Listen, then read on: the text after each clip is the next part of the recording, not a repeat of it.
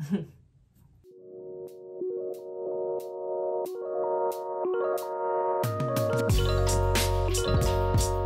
visionaries, welcome back. Where it is our hope to inspire you to envision more for your life. And if you are new here, hi. We talk about all things ADHD, mental well-being, and personal development. So today, as promised, we are going to be talking about the Enneagram. We are super, super excited. It's something that both of us have been obsessed with for quite some time now. Going on, I would say, a year now, actually. It's quite enlightening, so let's get started. So what is the Enneagram, you might be asking? The Enneagram is basically a personality test where there are 9 basic personality types and their relationships to one another. Everybody has all 9 numbers within them, but one number is their predominant number. So there's no winning number, there's no losing number, there's no best number to have. It's whatever you end up being. It just shows you why you are the way you are. There's strengths and weaknesses to each number. And stay tuned to the end to find out what me and Christine's number is. So exciting. So the Enneagram has 9 different numbers, like we said, and they fall into 3 different centers or types, I guess you could say. And that's going to be the heart, the gut, and the head. So we're going to start off with talking about the heart, which those numbers include number 2, 3, and 4, and we'll explain all of this. So we're going to start with type 2, which is the helper. And from the sound of it, they really like to help a lot, which is amazing. I know many 2s in my life, and they're all such wonderful people. They seek approval and love through helping other people and meeting other people's needs. So they tend to put their needs on the back burner or act like they don't have any needs to help everyone else to feel that connection.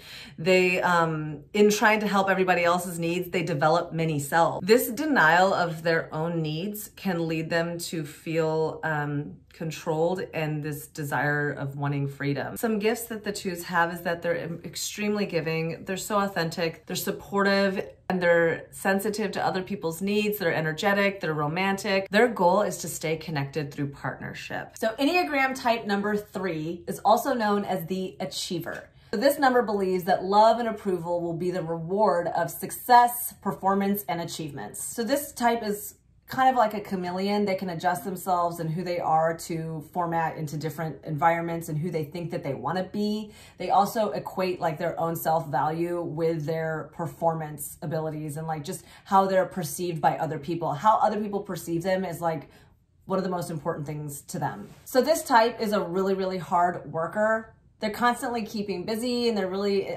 focused on looking good and looking the part, and they kind of deny and ignore their own feelings and their own needs, almost to the point where they basically deceive themselves on whatever their own needs are. Now, the giftings of the number 3 is something I wish I had, is that they are very optimistic, they're very accomplished, they have really amazing leadership skills, they're always looking good, they're really successful people, and they're really like energetic, optimistic, and super, super outgoing. Like they're like the effervescent life at the party. They're very driven. They want to win the prize at work. They want to be seen as outstanding because that's how they feel love is from other people's acknowledgement, praising of them. Yeah, I mean, because that's something that I think all of us like, is when we achieve something, you get that pat on the back. I think 3s thrive in that environment. Yeah. So their goal in life is to be productive through personal success. So these people are the winners, the achievers, and the goal setters and the goal accomplishers. Yeah. All right, type 4, the last type of the heart center.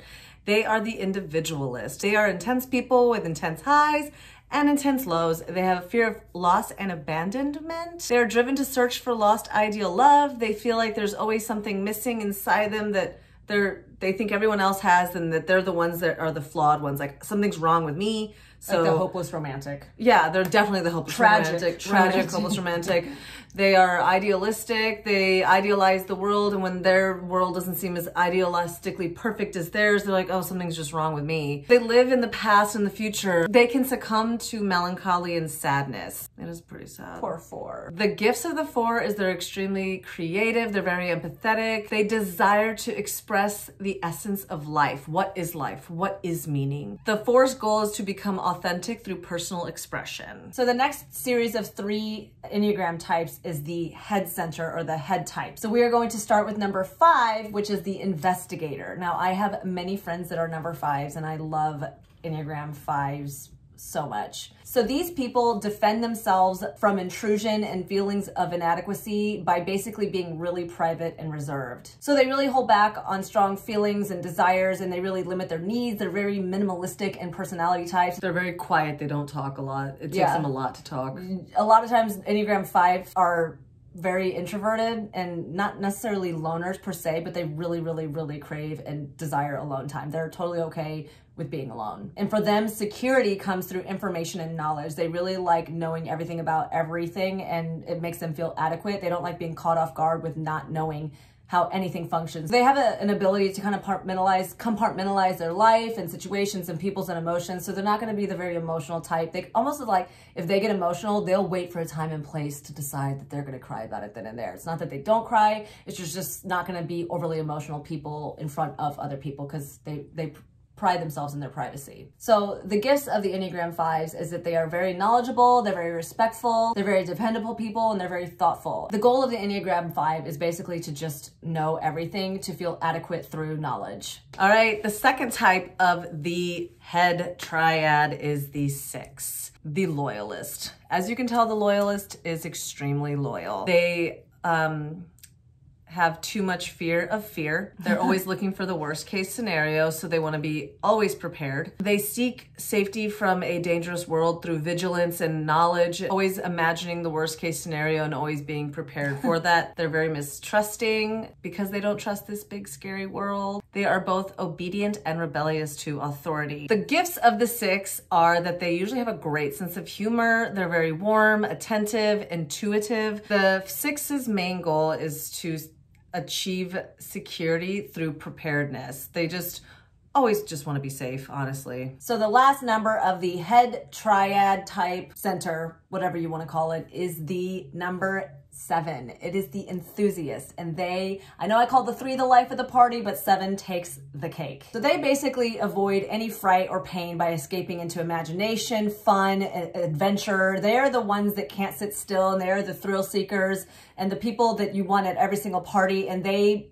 basically just always are wanting to have fun. They want to avoid pain by having fun. They don't want limitations. Don't hold me back. What's the next best fun thing to do? They just are on the go all the time to have fun. They don't like any restrictions or any boredom. They tend to have a tendency to avoid that kind of stuff, and they want to move constantly towards freedoms. They're always interested in meeting new people. They kind of have a tendency to have a difficulty with commitment and follow through. Their motto is basically like, don't worry, be happy, everything's going to be better. And this can be a good thing. And so the strengths and the gifts of the enthusiast, number 7, is that they are clearly outgoing, they're playful, they're creative, they're imaginative, and they are adventurous, and they're willing to try anything. And they're super, super idealistic, and they love life. They love our 7s. I know. If a world without 7s would be no world at all. It'd be probably boring. Yeah. They have a tendency to just look at the glass, bright side. the bright side of things. Yeah. Like see the silver lining. The glass it's not is that half bad. full. Yeah. They're just. Something tragic happens, they got to find the funny in it because they don't like pain. They just avoid that. I wish I was a 7. I am not. Intent. I am not a 7. And the goal of the 7 is clearly to just stay upbeat and to have hopes for a positive future. So are you all ready for the next type? We have the gut type, and in that type,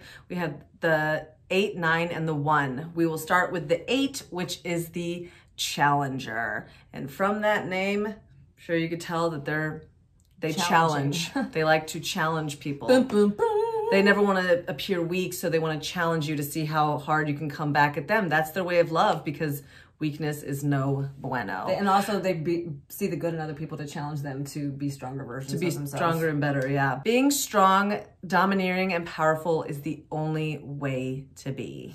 They're very aggressive. They can be impulsive. They express anger readily. It is right there, ready to burst out in any second. And it can be overwhelming for some people.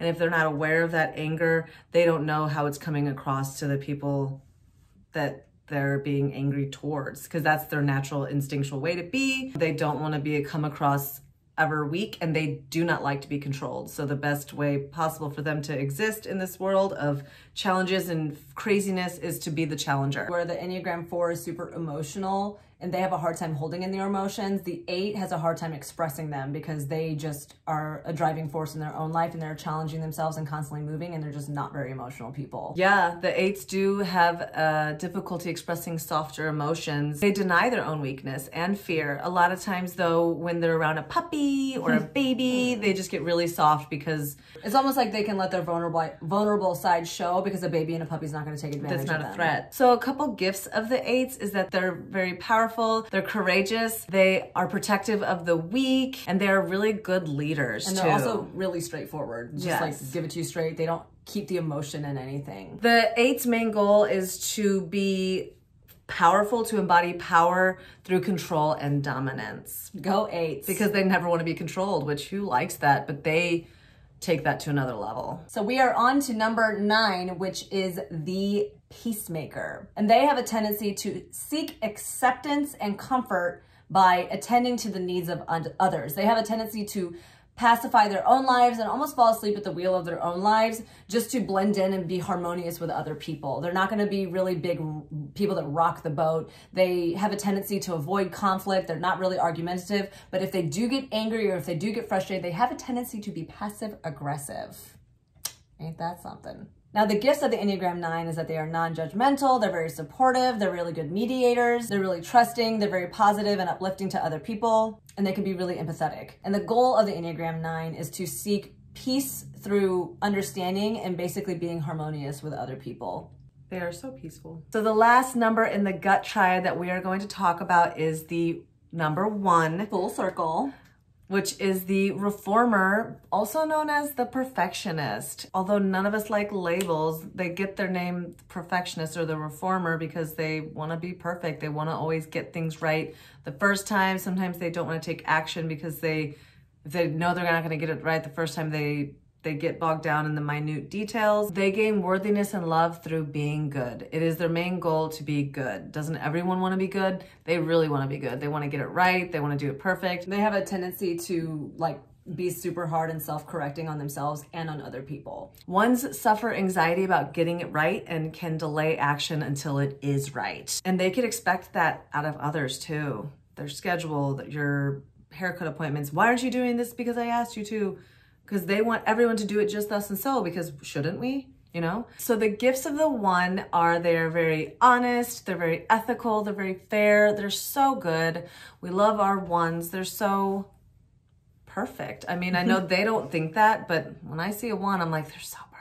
Yeah, seriously. The main goal of the 1 is to embody integrity through perfection. All right, yay! That is all 9 types of the Enneagram. And so you're probably wondering, how can I figure out what number I am? So you can take some tests online. We will link them in the description below, but they're not always accurate. So yeah, they can be, but be careful. They might not always be. We both got different numbers when we first took these online tests and thought that's what we were until we read more on all the Enneagrams why later. does that not sound like me? And then I actually had to read one of the books that we'll also link in the description below called The Sacred Enneagram, which dives into more details if you're interested. And that really helped me to finally, ding, light went off, know the number that I am. Yeah, I thought I was a different number for an entire year until I took a different online test and then started reading into that number. And I realized, and we both realized, that we are Enneagram type number 4. So we are both the same Enneagram type, but little detail, there's actually subtypes within each number. So this gets really convoluted, complex, and you can really go down the rabbit hole. It's quite wonderful. It's really amazing, but actually. It's super insightful and has helped us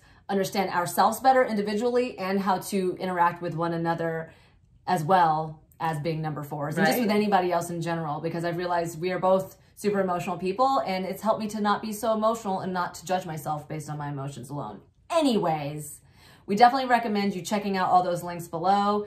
And I really hope that you enjoyed learning about the Enneagram. Any last thoughts? Fun. Sometimes it can be like, ooh, that's my number.